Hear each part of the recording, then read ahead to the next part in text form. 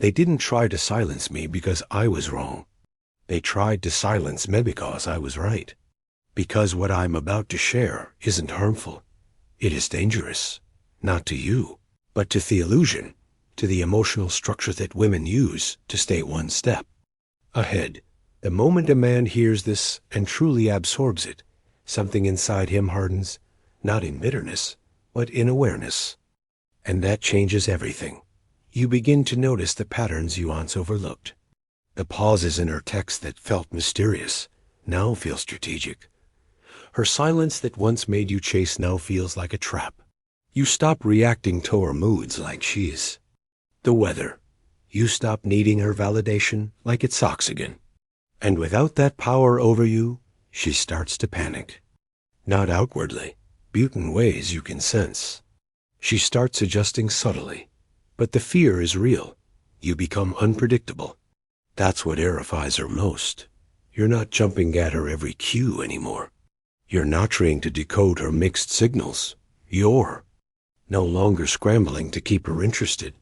You've stopped reacting to the push and pull of her emotional rhythm. And that unpredictability, when Eamon detaches emotionally from her control, that's what shatters the script. She's always counted on to keep you on a leash. You're not cruel. You've just become distant. Not because you went to punish her, but because you've seen through the act. The games no longer amuse you. The emotional bait no longer hooks you. You're not the man who's to beg for clarity to prove your worth to win her back. That man died the moment you understood the hidden script. Women never wanted you to read. Now you live with clarity, with stillness.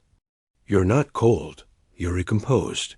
You're not explaining every emotion, not defending every action, not sending late-night essays trying to be understood. You've learned the great stack of male power is silence, not osmonisation, but as protection. You're rennet distant because you don't care. You're silent because you've learned not to waste your energy convincing someone who never truly listened. And that silence speaks volumes. That silence isn't emptiness. It's power. It's grounded. It's full of presence. She feels it when you walk into a room. She sees it in your eyes that you're no longer available to be played. You're rennet accessible, like before, not emotionally porous. You've built a wall not to keep love out, but to keep your soul protected. She feels the weight off that boundary. She knows she can't cross it anymore. And here's the part most men miss. You don't need to be flawless. Tobe loved. You don't need six-pack abs, a smooth tongue, or an endless string of accomplishments. You've been told to perform, to perfect, to posture, but that was never the requirement. What Chet really wants, what actually touches Harry's presence, not performance, not pressure, just grounded, unwavering masculine stillness that doesn't flinch under her gaze. Being present isn't about texting her all day or planning extravagant dates to impress her. It's not about constantly checking in or performing emotional backflips for approval. Presence is about standing still in your truth. It's about eye contact. That doesn't waver. Breath that doesn't rush. A man who isn't trying to sail himself, just being who he is. That's the kind of presence that anchors her chaos and makes her drop her walls. You could be sitting beside her saying all the right things and still feel invisible. If your energy is needy, if your self-worth is dangling on her response, if your spirit is pleading for attention, she will feel that, and it triples her. Because a woman wants tourist in a man's strength, not carry his insecurity. If your center is scattered, if your core is soft, she can't trust it. She won't lean in. But we know when you're retrally present, when your energy isn't chasing, but simply rooted everything hinges. You don't have to speak much. You're to chase her. Your stillness draws her in. She starts thinking about you, obsessing even not because you impressed her, but Bako say were felt because you didn't need her to feel whole. And that, to a woman, is magnetic. You stop trying to be impressive. You stop playing roles. You stop being everything and start buying anything solid. You don't fear buying miscellaneous speaks for you. You don't they've understood anymore, because you understand yourself. You no longer waste your breath trying to convince anyone. You just show up as truth. And when you do, your energy alone sets the tone. Your calm presence becomes the frame. You're not here to earn her affection. You're here to honor your peace. Let's talk about your energy, the unspoken part of you that enters the room before your words do. That subtle charge that communicates everything without speaking. Your posture, your eyes, your breath, your vibe. These are your true introductions. If they scream, "Please like me," she hears it. And worse, she discs it. Not to be cruel, but to feel your frame. To test if it's solid or if it bends under pressure. Women don't trust softness unless it's built on strength. If you're soft because you're afraid of conflict, if you shrink to keep her, if you bend just to avoid rocking the boat, she won't feel safe. She'll burdened. She'll respect you less and less until quietly she's gone. Maybe physically, maybe emotionally, but won't be present. And once respect fades, love can't stay. You teach people how to treat you with the energy you owe.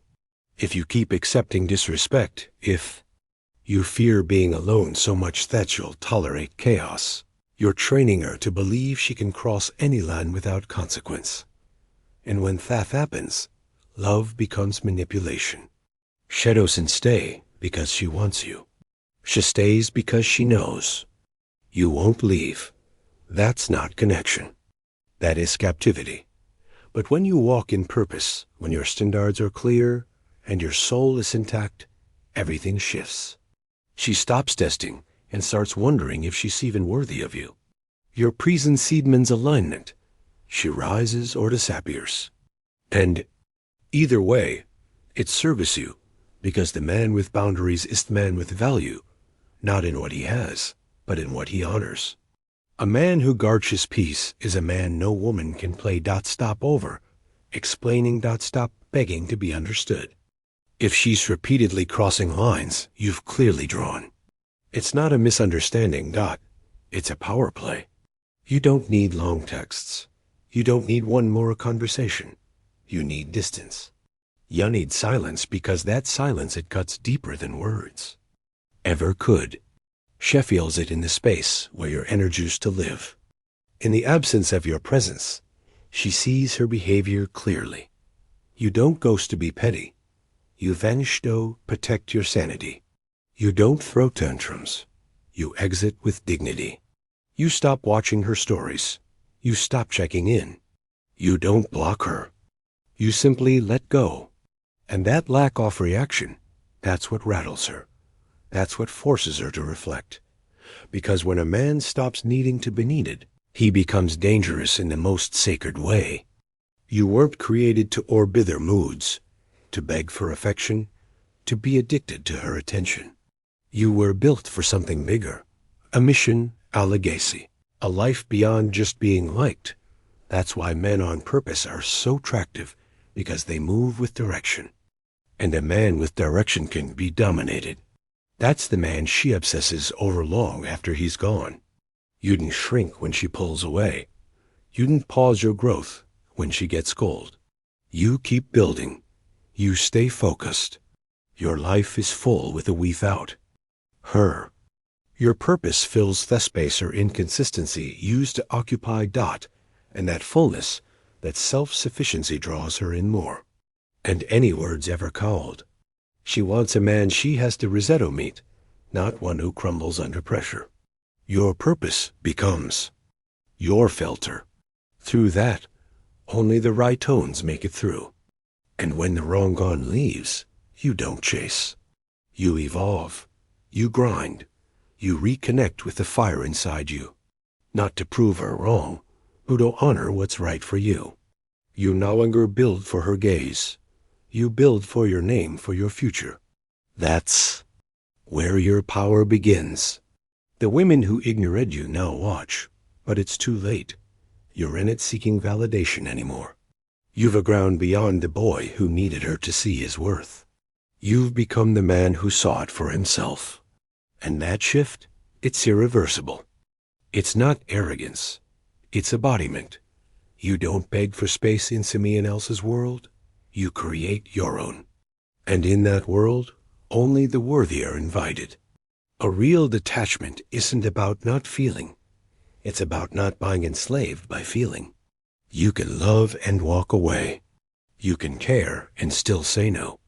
You can forgive and never return because you've stopped chasing outcomes. You've started honoring alignment. That makes you powerful. That makes you rare. And that's what makes you unforgettable. You are not the backup plan. You are the blueprint. Let her call you distant. Let her say you've changed, because you have. You've stopped explaining. You've stopped leaking your heart into hands that never held it with care. You led no with purpose, with clarity, with silence that speaks louder than any declaration of love. And when you doth it, you're no longer an option. You're the standard. You are the shift.